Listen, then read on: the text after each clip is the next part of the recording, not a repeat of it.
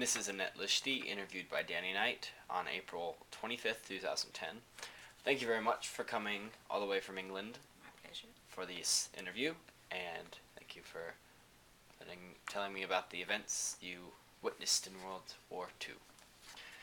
So, what was your life like before World War II started? Well, first of all, I was born in 1933, and I lived in a small house in a village in North London called East Barnet. And I lived with my mother and father, Alfred and Doris Scotton. And in 1936, my young sister was born, when I was then age 3. And the war started in 1939, and I was 6, and my sister was 3. Cool. So, when the war broke out, what kind of things were going on in your life at that time? Well, I was leading a very happy childhood, and I had no idea what a war was all about. But I do remember quite distinctly a brown Bakelite radio shaped like this that my father had, and I remember Winston Churchill saying that England had declared war on Germany. And this has stuck in my mind forever, and I think I will always remember that day, although at the time I was only 6. Okay. What kind of things did your family do to stay safe during World War II? Well, the first thing that happened, my father was a chartered accountant working in London, and one of his clients lived in Devon, and my mother and myself and my sister were evacuated to Devon, and we lived on a farm, and my father came down to see us at weekends. It was very much in the country, and country lanes and hills, and no large buildings or not very much traffic in sight. And I had to walk about 2 miles there and back to school, the village school, every day.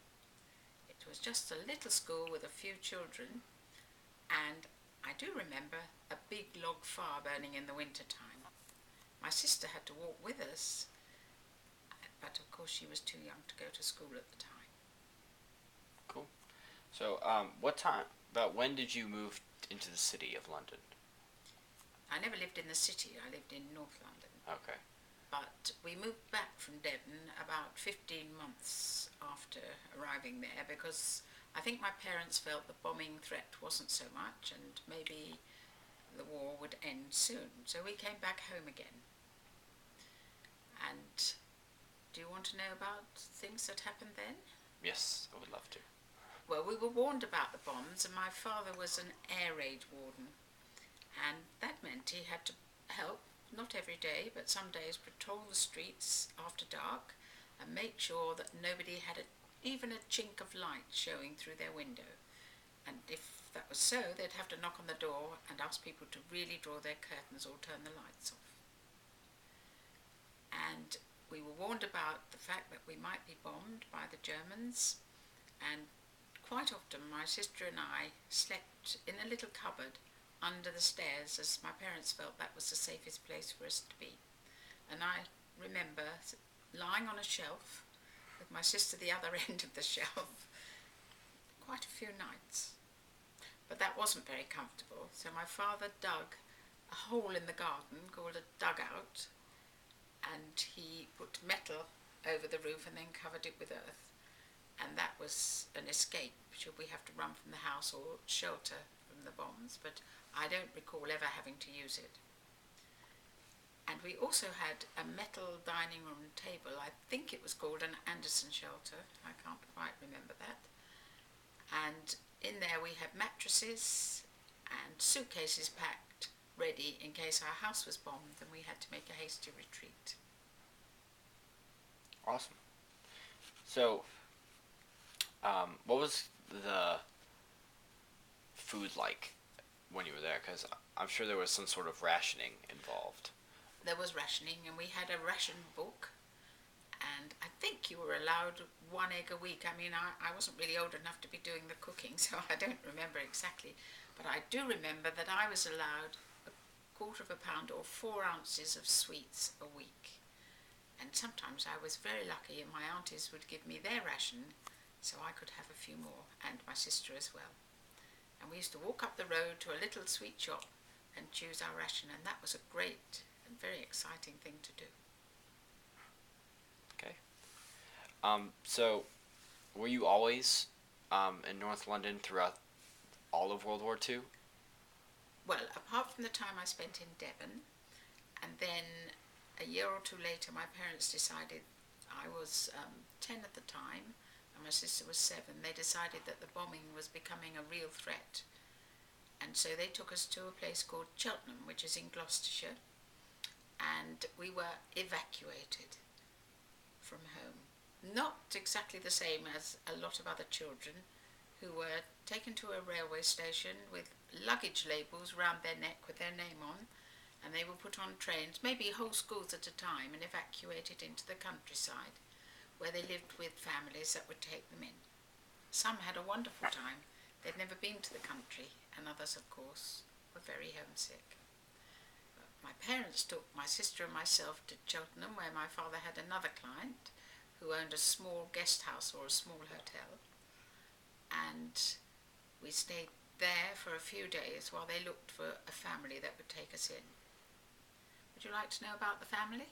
Of course. Well, the first family we went to, I was very upset. The lady looked at me and she looked at my sister and she said, pointing to my sister, "I'll have that one," and then she pointed to me, "but not that one." I found that very upsetting at the time, but my parents were sensible and they didn't leave us there. They wanted to keep us together. So we went back to the town hall and we talked to the people there, and they said, there is a family that lives at, I've forgotten the name, 13 Southern Road, and I think they only want boys, but you can go along, and they are quite elderly. Anyway, we went along and met Mr. and Mrs. Bethel, and they said they will be delighted to have 2 girls. And so my parents said goodbye and went home. There was no telephone. The only communication we had was to write a letter. And I was very homesick. I don't think my sister minded because she had me to look after her. But I ran away with my sister twice, back to the guest house, and demanded to be sent home. But that didn't happen for quite a while.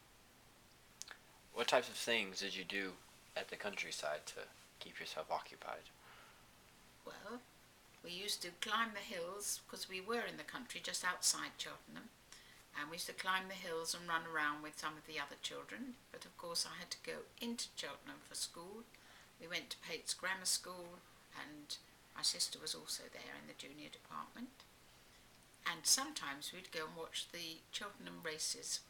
We'd sneak under the fence and watch the horses rushing by, or galloping by. I remember that quite distinctly. But luckily, after a year, my parents decided to take us home because they realised we were very homesick, and I expect they missed us too. So we returned to East Barnet again, North London, back to lots and lots of bombing. What was life a bit different before you left for Gloucestershire, or wherever you went? Cheltenham. Yes, Gloucestershire. Gloucestershire. No, I soon settled down again. It was very much the same. There was rationing, there was a blackout at night, you couldn't show lights because of the German aircraft. But I went to school just as normal. I had to walk to school, we didn't have a car. I walked to school and caught the bus. And I remember I was at the grammar school in Barnet, and we had to do a lot of lessons in the cellar because of the bombing.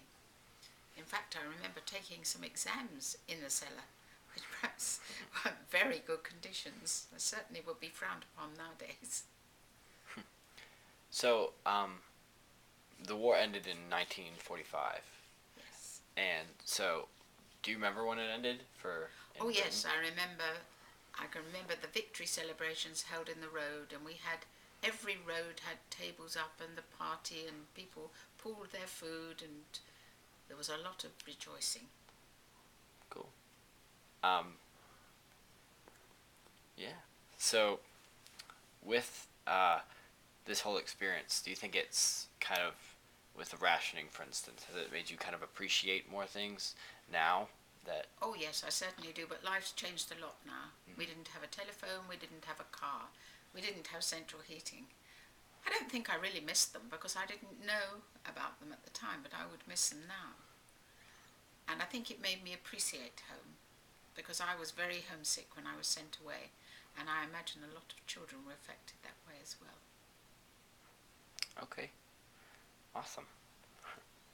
So, were you a part of any of the parades or anything during the No, end? we went to the party in the street parties, but I wasn't involved in any parades or anything.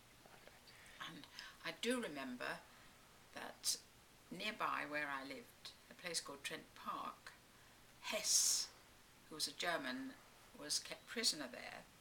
And I also remember after the war walking to the church, which was about a 20-minute walk away from my home, and there was a big house where Italian prisoners of war were kept, but they wandered about in the street and chatted to us just like any other person you would meet. All right. Well, thank you very much for your time and the questions that you've answered well. Thank you. And again, thank you for And coming from England. That's perfectly right. I'll come anytime. Okay. Thank you very much.